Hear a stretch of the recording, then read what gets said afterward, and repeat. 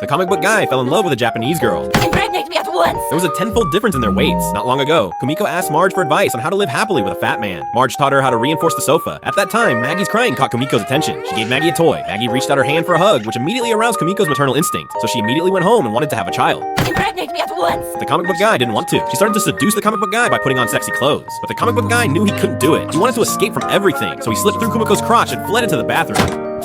I want a baby. I don't want a baby!